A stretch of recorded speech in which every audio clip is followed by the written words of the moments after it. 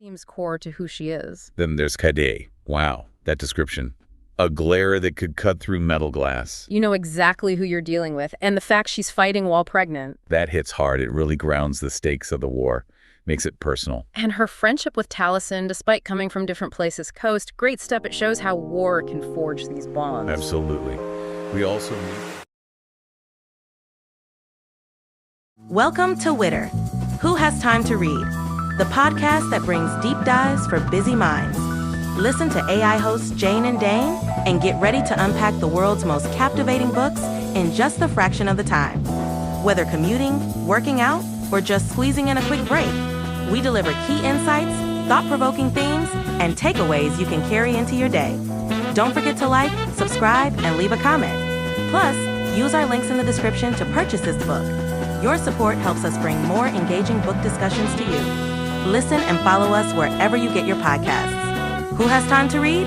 You do, with Witter. Welcome back to Witter. We're the place for, deep dives for busy minds. Exactly. And this month, we're continuing our AAPI Voices series. We are. And today, we're plunging right into a big one, The Hurricane Wars by Thea Guanzon. Oh, yeah. Fantastic choice. And based on the bits we've looked at, it just throws you in, doesn't it? It really does. You got this huge conflict, the Hurricane Wars, obviously between the Knight Empire and the Sardovian Allfold. Right. And then there's this other power, the Ninevar Dominion, sort of emerging. It has complexity. Totally. That opening battle near Frostplum, intense. No gentle intro there. Not at all. And we meet characters like Talasyn right away and Katie. You get a real sense of them fast. So our mission today, like always, is to dig into this, explore the themes, the world. Maybe touch on the cultural lens, thinking about the author's background and what's in the story itself. And, how a book like this fits into the bigger picture of AAPI experiences in literature based on what we've seen so far. Okay, let's start with the world itself. 7 moons, that's immediately striking. Right. Straight away you're thinking, how does that work? What does it do to, magic or tides or everything? It definitely signals this isn't your standard fantasy setting. It feels different, foundationally different. And the magic. Guanzon gives us quite a menu. There's ether magic, which sounds kind of raw, internal maybe. Yeah, and then Lightweave, Shadowgate, even something called Voidfell magic.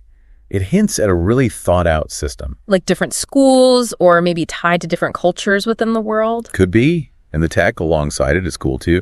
Storm ships, they sound terrifying, like massive weapons. Definitely. But then you have these smaller, maybe more agile things. Wasp coracles. And airships with all-fold sails. What powers those? Is it the ether? The moons? It's a great blend of magic and engineering. And the places themselves are so varied. You've got the icy battlefield near Frostplum. Total contrast to the tropical Ninevar archipelago with those old man trees. Such vivid imagery. And the Dawn Isles mentioning blazing lightsabers. It really suggests a world with distinct regions, climates, cultures. And the names and titles sprinkled in add to that. You hear Amarante, Lachiska, Zahialachis, Taptan. Little linguistic clues. They make you wonder about the real-world inspirations, maybe, and what they signify about these societies. So let's talk characters. Talasyn jumps out immediately. Oh, yeah. She's hiding this ether power. She's a skilled pilot. And she's an orphan. From the Great Step, that adds layers right away. You feel her resilience. And her loyalty to Sardovia, to her friends, seems core to who she is. Then there's Kade. Wow, that description. A glare that could cut through metal glass. You know exactly who you're dealing with, and the fact she's fighting while pregnant. That hits hard. It really grounds the stakes of the war, makes it personal. And her friendship with Talasyn, despite coming from different places coast, great step. It shows how war can forge these bonds. Absolutely.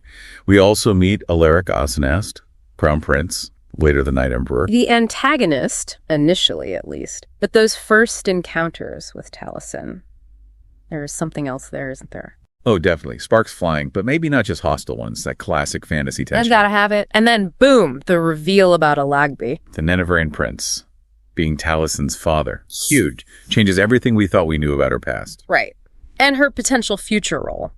We also briefly meet Amarante Vela, Queen Urduja of Ninevar. Sounds like a powerhouse. And this character, Darius, whose loyalty seems questionable, starts Sardovian, maybe defects. Lots of moving pieces. And all this against the backdrop of the war itself.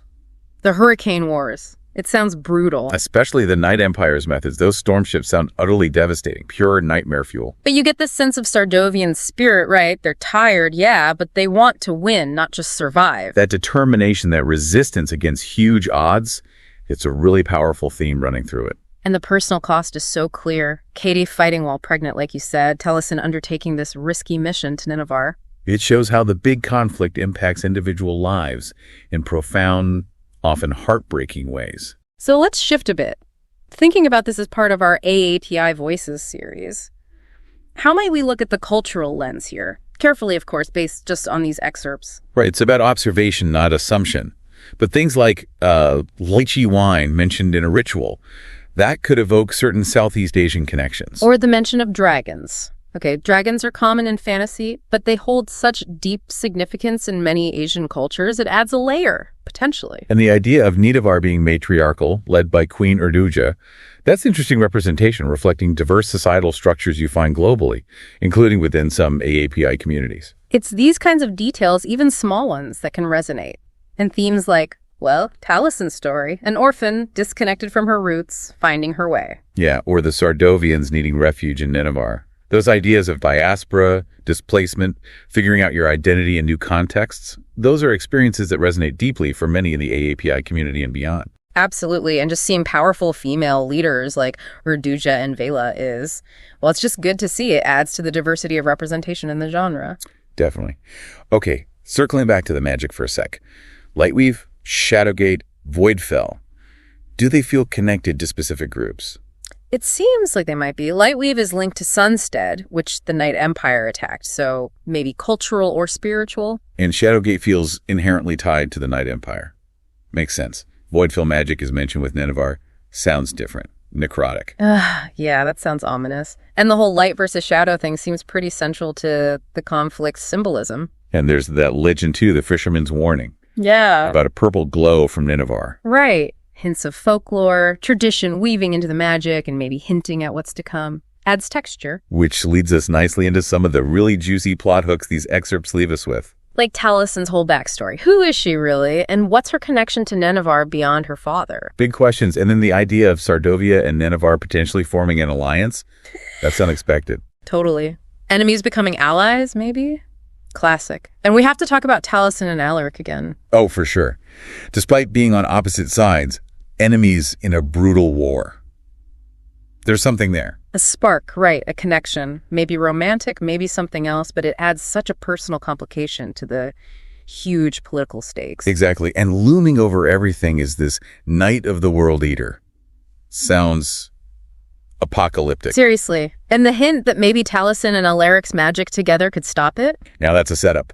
Two enemies forced to cooperate to save the world. Sign me up. So, wrapping up this first look at the Hurricane Wars, wow, we've only scratched the surface, really. Just a glimpse. But it's enough to see this an incredibly rich world, these compelling characters facing huge odds. It's themes that really stick with you. War, survival, finding your place. It feels like a really strong addition to fantasy. And one with potential resonances for AAPI experiences, like we discussed. Lots to think about. Which brings us to you, our listeners. We've got some questions to leave you with. What part of the world building or the magic really grabbed you? And how are you reading those character relationships? Especially Talasyn and Alaric, given the whole war situation. Did any of the cultural details or the themes we talked about, maybe diaspora or leadership, connect with your own perspectives on AAPI experiences? How so? And finally, any predictions? Where do you think this story, these characters are headed after these first glimpses? We definitely encourage you to check out The Hurricane Wars by Thea Guanzon yourself. Dive in. Yeah, absolutely. Keep exploring diverse voices, especially within the AAPI literary world. There are so many amazing stories out there. Thanks for joining us for this Witter Deep Dive. Until next time, keep reading, keep thinking.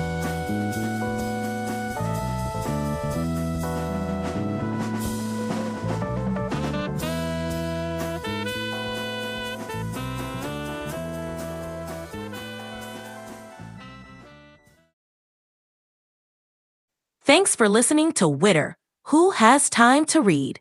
Produced by One Media. Please support the author by purchasing the book or audiobook using the link in the description. It's a great way to help keep the art of writing alive. And stay in the loop.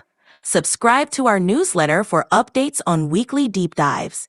And don't forget to share your thoughts or suggest our next deep dive at witterpodcast@gmail.com.